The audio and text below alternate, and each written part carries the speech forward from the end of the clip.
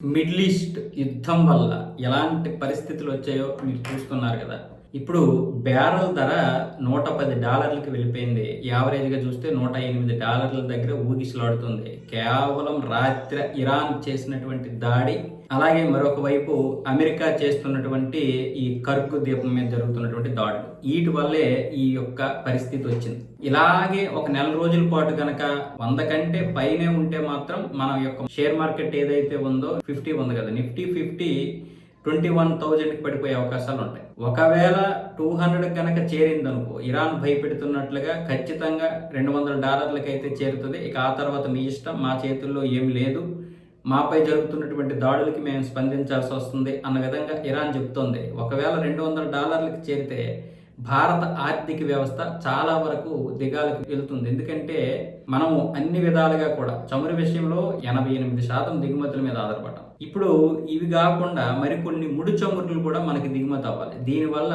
Dollar ధర పెరిగిపోద్ది, మన యొక్క మారకపు నిల్వలు తగ్గిపోతాయి, అంటే దాని యొక్క విలువ తగ్గిపోద్ది, ఇక్కడ ద్రవ్యోల్బణం పెరిగిపోద్ది, ఇక అన్ని విషయాల్లో కూడా రేట్లు పెరిగిపోతాయి. సో అందుకని ఇప్పుడు ప్రపంచ దేశాలు దీని గురించి ఆలోచించి ఇప్పుడు ఈ యుద్ధాన్ని ముగింపుకు పలకాలి. కానీ ప్రపంచ దేశాలు ఏవి కూడా ఇరాన్కి సపోర్ట్గా వెళ్ళలేకపోతున్నాయి, అమెరికా ఇజ్రాయెల్కి కూడా సపోర్ట్గా వెళ్ళలేకపోతున్నాయి, కనీసం వీళ్ళ మధ్యవర్తిత్వం వహించి మాటలు కూడా ఆడలేకపోతున్నాయి. ఎలాంటి పరిస్థితి వచ్చిందంటే మేము దేనికి రాలేనటువంటి పరిస్థితి, చాలా బిజీగా ఉన్నాం అన్న విధంగా అన్ని దేశాలు కూడా మాట్లాడుకుంటున్నాయి. కానీ అన్ని దేశాల మీద ఎఫెక్ట్ పడుతుంది, కానీ ఏ దేశం కూడా ముందుకు రాలేకపోతుంది.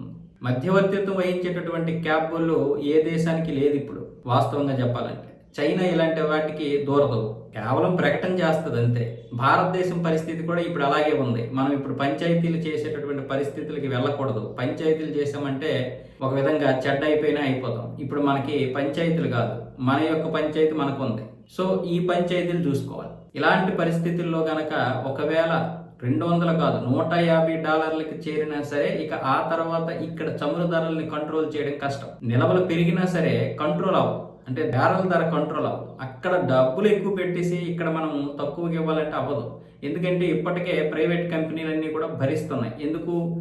ఎప్పుడైతే రష్యా మనకి ఆఫర్లో చమురు ఇచ్చిందో ఆ యొక్క ఆఫర్లు తిన్నారు కదా వీళ్ళందరూ, లాభాలు తిన్నారు కదా, ఆ లాభాలని ఇప్పుడు భరించాల్సి వస్తుంది. కాబట్టి వాళ్ళకి ఇప్పుడు నష్టం రాకపోవచ్చు, కానీ విపరీతంగా పెరిగిపోయిన తర్వాత వాళ్ళు మాత్రం ఏం చేస్తారు?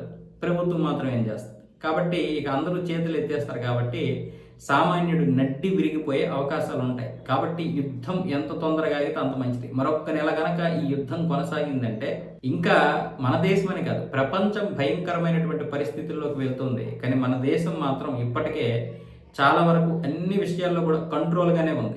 చమురు యొక్క ధరలు కావచ్చు, గ్యాస్ యొక్క ధరలు కావచ్చు, మిగతా ఏవైనా సరే. చమురు ధరలు ఇప్పుడు కనుక పెరిగాయంటే, అంటే పెట్రోల్ ధరలు పెరిగితే మొత్తం ద్రవ్యోల్బణం దెబ్బతింటది. అందుకే భారత ప్రభుత్వం నష్టమైన పర్లేదు భరిస్తుంది తప్ప ఎక్కడ ఇచ్చేయడం లేదు. పైగా ఇప్పటికే గ్యాస్కి చెందినటువంటి నౌకలు, అలాగే చమురుకు సంబంధించినటువంటి నౌకలు కూడా వస్తున్నాయి, మనకైతే వస్తున్నాయి. కానీ రేపు యుద్ధం ఇలాగే కొనసాగితే ఏ దేశం ఏమీ చేయలేదు. కానీ ఇప్పటి నుంచే మనం చాలా జాగ్రత్తగా ఉండాలి. ప్రతి రూపాయి ఆచితూచి వ్యవహరించి ఖర్చు పెట్టాలి. అలాగే గ్యాస్ని కూడా చాలా నిల్వతో, అంటే వృధాగా మనం ఏం చెయ్యము, కానీ ప్రతిదీ కూడా ఆదా చేసుకోవాలి. గ్యాస్ అనే కాదు, డబ్బులనే కాదు, మన సమయం అనే కాదు, ప్రతి దాన్ని కూడా ముందు ఆలోచించుకుని ఇచ్చేయండి. ముఖ్యంగా ప్యానిక్ గురవ్వకండి, భయోందనం చెందకండి. అలాగే నేను చెప్తున్నటువంటి వీడియోలన్నీ కూడా భయం కొలిపేవి ఉన్నాయని మీరు అనుకుంటే నేనేం చేయలేను. ముందు జాగ్రత్తగా చెప్తున్నాను ఇవన్నీ కూడా. యుద్ధం అనేది దేశాల మీద పడితే దేశం అనేది మన మీద పడతాం, దానికి మనం కూడా ఎఫెక్ట్ అవుతాం.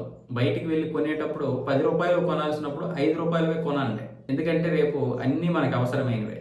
రేపు యుద్ధం ఆగిపోయినా కూడా మళ్ళీ ఇవన్నీ సర్దుబాటు అవడానికి 1-2 నెలల సమయం పడుతుంది.